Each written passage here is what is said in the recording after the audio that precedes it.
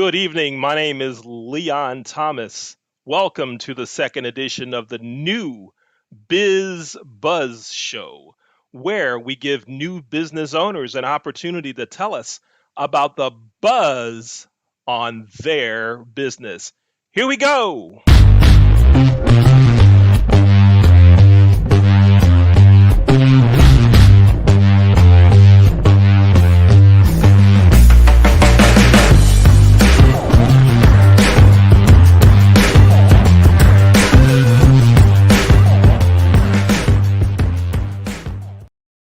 We're here again for the Biz Buzz Show. My name is Leon Thomas. If you have a business that you'd like to promote here on the new Biz Buzz Show, or you know someone that does, please ask them to send me an email. My email address is leonthetrainer at gmail.com. We'd love to have new businesses right here that we can help promote. Looking forward to helping you. In fact, our guest from last week, Noah Baldwin, who had the soap business, many of you saw that episode. We sent the episode of New Business Buds to a few Buffalo news stations, and they ran stories on her today. The new Biz Buzz Show, it helps promote your business. Today, we have a new up and coming editor and writer. His name is Joel Thomas. Joel's joining us right now. Hi, Joel. How are you?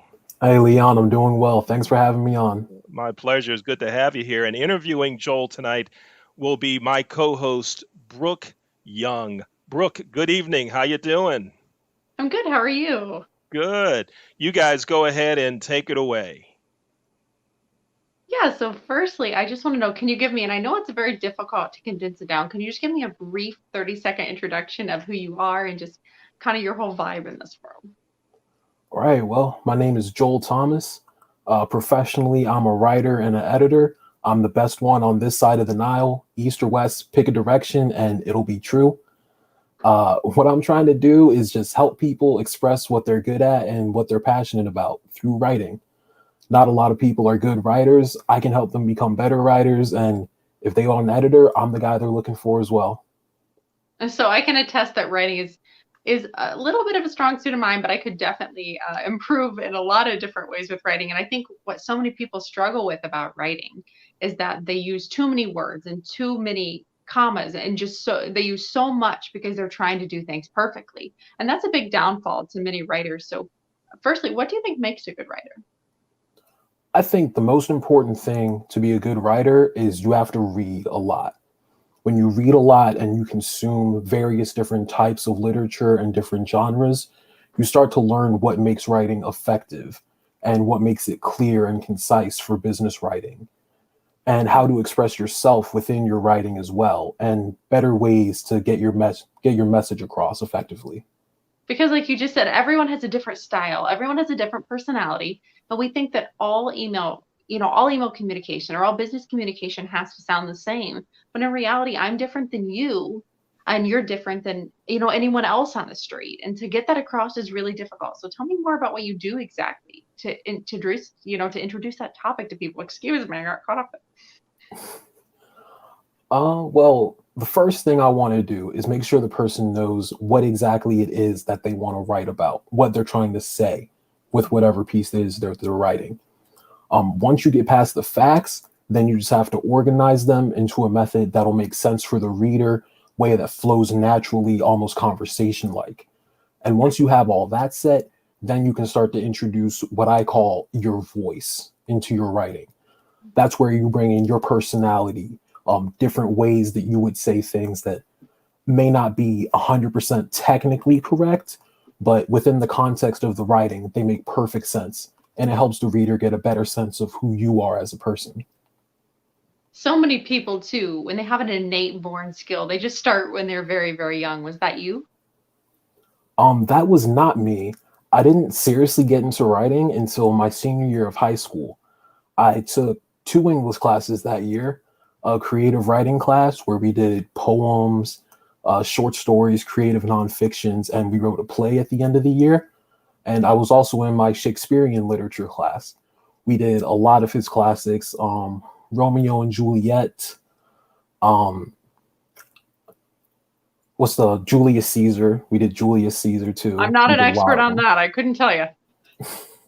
And I love that though, because so many people feel that there's a cap on learning and that there's a cap on an age in which you can learn something. And that, I'm sure you would agree with, is not true as well. So I wasn't the world's best writer. I was always okay, but I never really was a standout in terms of writing. But just in January, I published my own children's book. And that's one of the big things as well, is having intention and purpose behind what you do. And no matter what you're doing, how do you foster that? I think the most important part is passion. If you're passionate about what you do, then you'll be good at it. You might not be the biggest success, but you'll be happy with yourself, knowing that you're doing something with your life that puts good out into the world. And it's a service that other people will rely on you for, and you can provide that to them. Right. And so many people too have so much that they want to say. And writing is a great way to express your voice. And for me, I'm a singer. So I use singing to express my voice and my personality. But I know that everyone writes different things. What sort of things do you write? I mean, just on your own free time. On my own free time, I like to write poems. I've written a couple songs here and there. I've worked a little bit on essays and articles. I kind of dabble in all around the globe. That's important though, to be diversified. It's like our stock portfolio. We've got to be diversified so that, no matter what life throws at us, we know what we're doing. So yeah, I Absolutely. agree with that. So how did you really get started in business at such a young age? Well, my first foray into business writing was actually for my father. He says, "Hey Joel, I got this important document going out. I know you're real good at writing and reading. I need you to take a look at it for me." I said, "Okay, I'll take a look. My dad's a professional. It can't be that bad." And I went up there, marked it up. You got to say this, you got to say that. That's really how it started, and it really just blossomed from there naturally. That's beautiful though. That's the best way to start, is really out of a genuine need and really out of a connection to, I'm going to throw it back over for a hot second. All right, you are watching the new Business Buzz Show. My name is Leon Thomas, and again, if you are a new business owner or you know someone that is and you'd like to have them right here on our show, here's what you do. Send me an email. My email address is leonthetrainer@gmail.com. We'll make contact with them, get them on the show, and get the buzz about their biz started. Brooke, back to you. So I want to dive into a whole new realm of topic now. I hear that you're a sports fan. I am a sports fan as well. I may not look like it, but yes, I am. So tell me, do you do any sports writing? At the moment, no, but I would love to. I would love to, absolutely. I'm a huge Ravens fan, die hard, ever since the day I was born. Watch all the games. I go to them when I can, keep up with the off-season trades and whatnot. I would absolutely love to get into the sports writing business. And just like we talked about, all of that diversification, I think that would be a great new avenue for you now. I could be writing poems of misery and poems of tears as a Browns fan since I was born. But thankfully, my poems of misery and my poems of tears would be obliterated at this point. We had a terrific season. Super grateful that we beat the Pittsburgh Steelers, which I personally did not expect. I was beyond thrilled. And yeah, I would have poems of joy, poems of gratitude at this point. So you mentioned poetry, you mentioned business writing. Who are your clients mostly? Right now, I have a few different clients. One of my clients wants to write a cookbook. I have another client, she wants to write a book about her life and how her business has impacted it effectively. What I'm most excited about, I have a client writing a book on race relations in the workplace. We've been working on that for a little bit. I'm very excited about that book. It's a great topic to write about, and I'm very glad to be working with this person.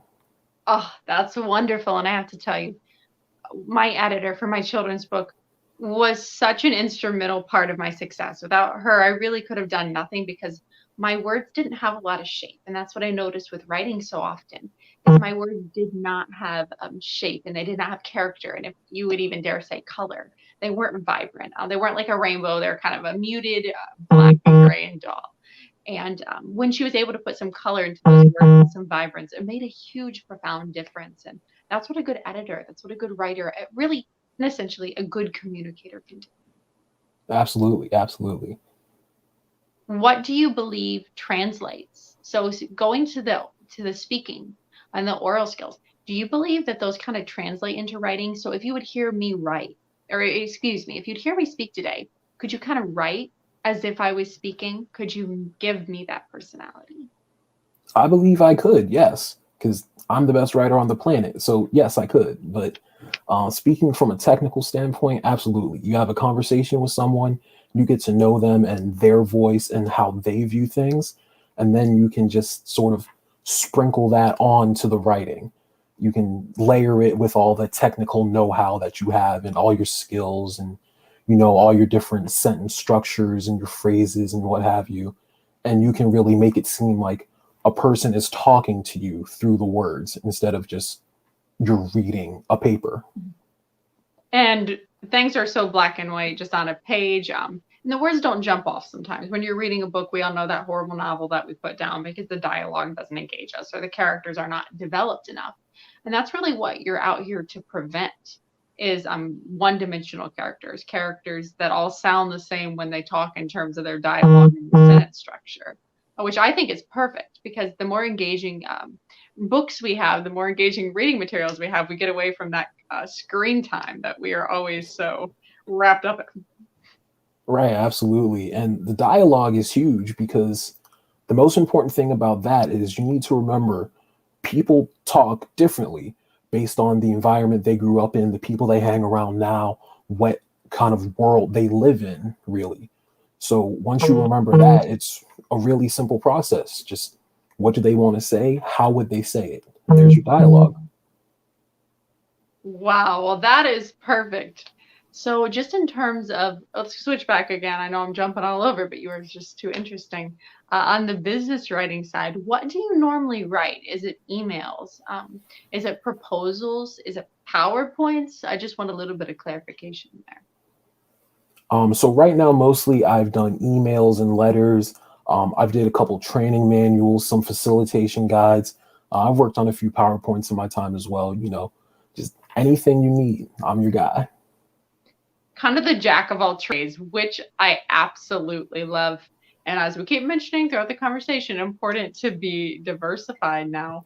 How can people find you?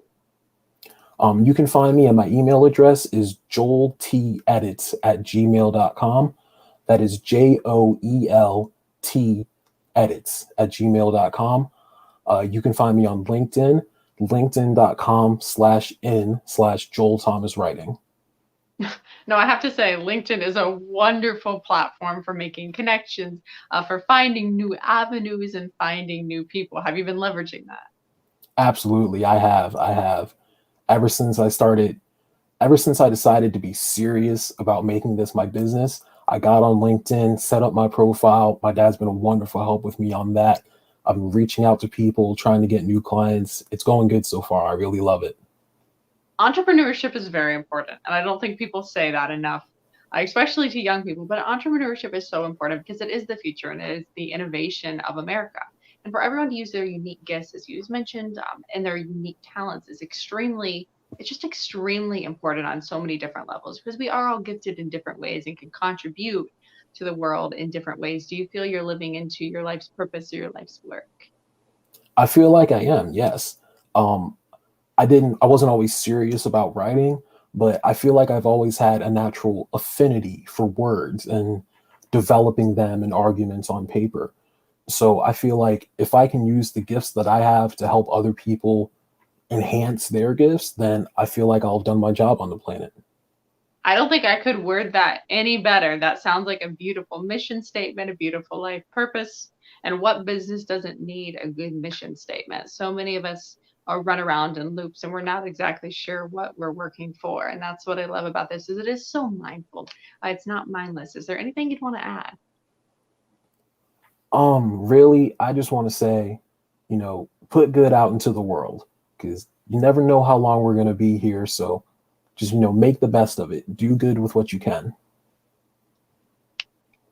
That was beautiful, especially in the year of 2020, 2021. We have seen a lot of bad things. I think we all need that positive message. We all need to stay motivated towards good things instead of getting caught in the downward spiral of media and then again, social media as well. Well, thank you so much for talking with me today. It was an absolute pleasure. Absolutely. Thank you for having me. And Joel, I have one question. Can you tell me two or three things that you see as the most common mistakes that you see when you look at others' writings? What are some of those pitfalls, some of the mistakes that folks make? Well, one of the most common mistakes I see is repetition, where you would use one word over and over and over within a short period of space. So when you're talking, you can use the same word over and over for emphasis, and the person would hear that through the inflection in your voice. But on the paper, it's different because you can't write inflection into a word. You just have to take it at face value. So when you say the same word over and over and over again, it loses the power that it had. So you can have a really strong word like preposterous. If you say preposterous 3 times a sentence for 4 paragraphs straight, nothing is preposterous anymore. One of the other big mistakes I see is talking instead of writing. Now, that's kind of tricky to define, but basically, it's not like writing a speech where you have like the points you make and you outline them and you talk about them. Talking is more the way that the words flow into your brain. That's exactly the order you put them onto the paper. You can talk a rough draft, that's fine, but you just have to remember that it's a rough draft. You have to go back and do your editing and make it technically correct first. Okay, great. Thank you. Thank you for sharing that. I appreciate it. Brooke, it's great to have you again here as our host. Joel Thomas, great to have you as our guest. And again, one more time, when folks want to get in touch with you, tell me again that email address. JoelTEdits@gmail.com. All right, we've got it. There it is, folks. Brooke Young, thank you very much for being with us today. Joel, thank you as well. And for those of you watching, thank you for being a part of the second edition of the new Bizz Buzz Show. Thanks for being here.